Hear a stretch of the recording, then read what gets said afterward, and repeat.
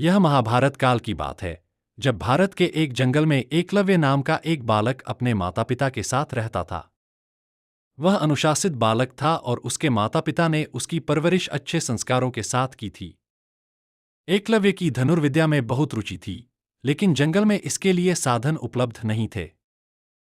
इसलिए वह गुरु द्रोणाचार्य से धनुर्विद्या सीखना चाहता था।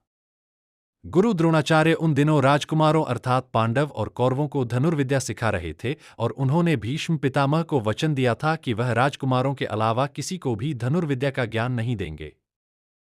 जब एकलव्य अपना निवेदन लेकर गुरु द्रोणाचार्य के पास आया तो उन्होंने उसे अपनी विवशता बताकर वापस भेज दिया।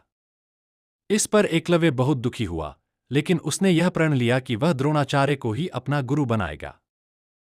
शारीरिक रूप से गुरु की अनुपस्थिति के चलते उसने उनकी मिट्टी की मूर्ति बनाई और उसके सामने तीर कमान चलाने का अभ्यास करने लगा।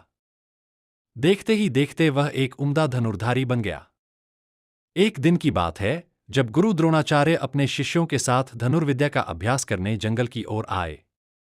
उनके साथ एक कुत्ता भी था।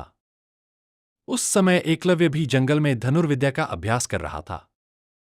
ऐसे में जब कुत्ते को जंगल के एक ओर से आवाज आई तो वह उस ओर जाकर भौंकने लगा, जिससे एकलव्य की एकाग्रता भंग होने लगी।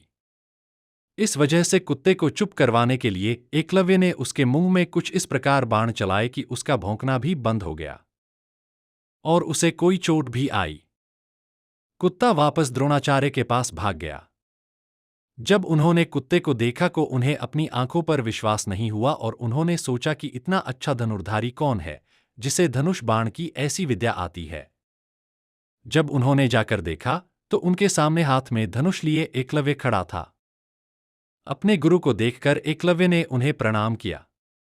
द्रोणाचार्य ने उससे पूछा कि उसने यह विद्या किससे सीखी, तो एकलव्य ने बताया कि वह किस प्रकार उनकी मूर्ति के सामने प्रतिदिन अभ्यास करता है। यह सुनकर द्रोणाचार्य आश्चर्यचकित हुए। दरअसल गुरु द्रोणाचार्य ने अर्जुन को वचन दिया था कि उससे बेहतर धनुर्धारी कोई नहीं होगा, लेकिन एकलव्य की विद्या उनके इस वचन में बाधा बन रही थी। ऐसे में उन्हें एक युक्ति सूझी। उन्होंने एकलव्य से कहा, वत्स, तुमने मुझसे शिक्षा तो ले ली, लेकिन मुझे गुरु दक्षिणा तो अभी तक नहीं दी है। आदेश करें गुरुवर, आपको दक्षिणा में क्या चाहिए? एकलव्य ने कहा। एकलव्य की बात का जवाब देते हुए द्रोणाचार्य ने कहा कि गुरु दक्षिणा में मुझे तुम्हारे दाहिने हाथ का अंगूठा चाहिए। यह सुनकर एकलव्य ने तुरंत अपनी कृपाण निकाली और अपना अंगूठा काटकर गुरु द्रोणाचार्य के चरणों में रख दिया।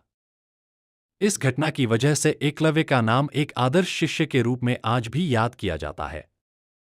कहानी से सीख। बच्चों, वीर एकलव्य की कहानी से हमें यह शिक्षा मिलती है कि अगर हम अपने लक्ष्य के प्रति पूरी तरह समर्पित हैं, तो उसे हासिल करने के बीच में आने वाली कोई भी बाधा अहमियत नहीं रखती।